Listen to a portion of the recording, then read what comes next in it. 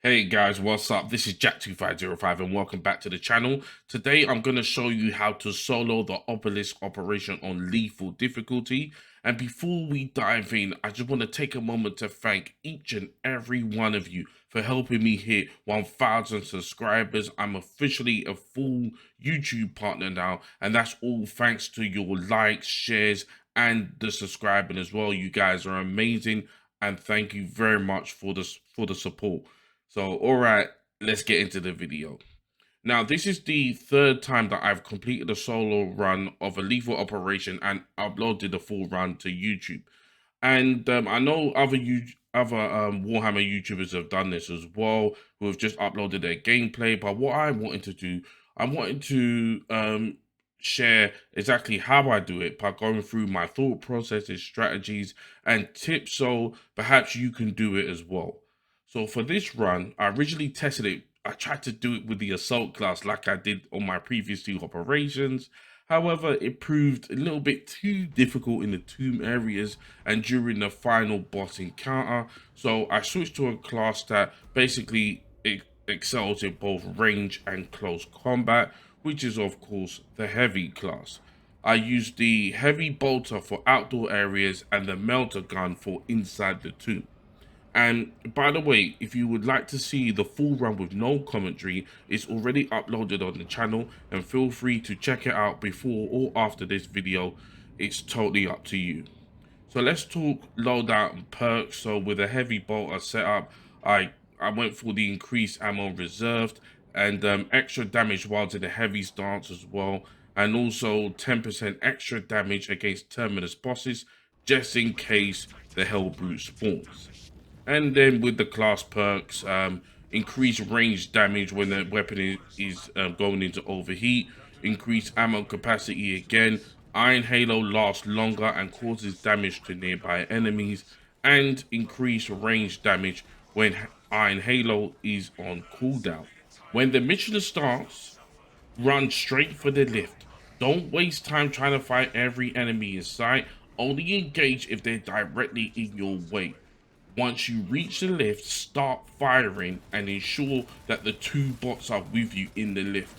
Once the gate shuts, then you run to the operator and then press the button, then the lift goes up. Once you're at the top, make your way down to the tomb as quickly as possible. Be prepared for a boss spawn. If a boss spawns, then you'll need to deal with it. Otherwise, proceed to the tomb as quickly as possible. Luckily for me on this run, a boss didn't spawn.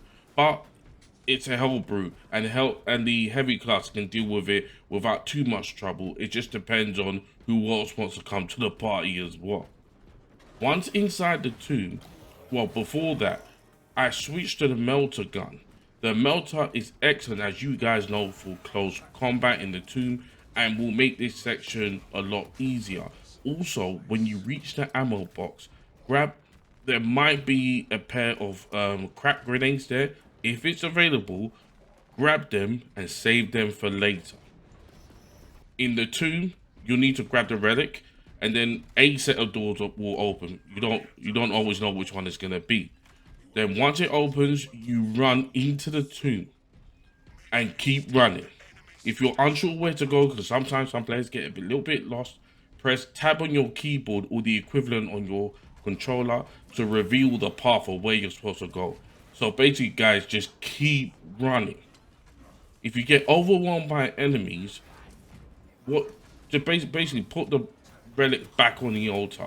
So this will allow you to access your primary weapon and the Iron Halo ultimate as well.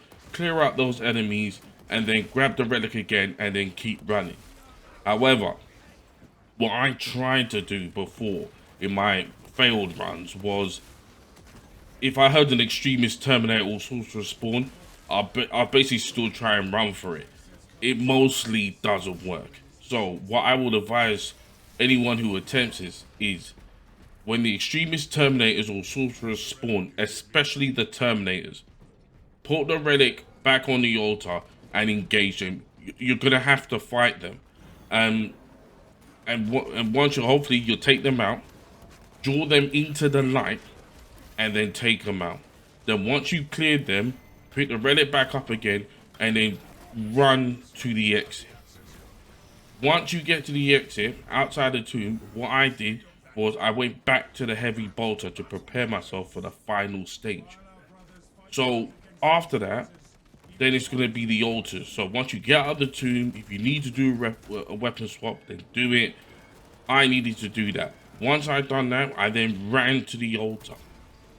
Once you get to the altar, what you should try and do is stand on it to rotate the floating lands behind you.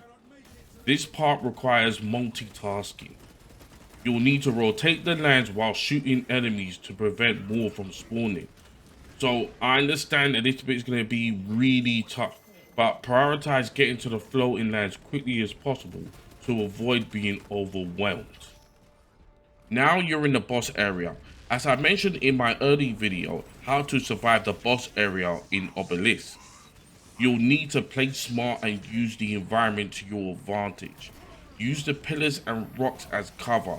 The heavy bolters' range and damage is invaluable here. So you kill enemies from cover.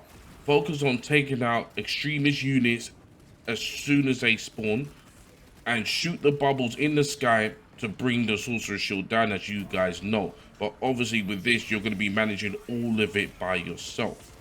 So once the shield integrity reaches 0, you've taken care of the extremists, you've taken care of the rubric marines, and then once the sorcerer becomes vulnerable, it's time to act. You'll have to go for the sorcerer right away, because taking care of all those enemies by yourself is going to be tough.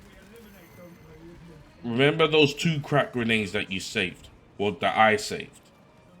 This is where I used it.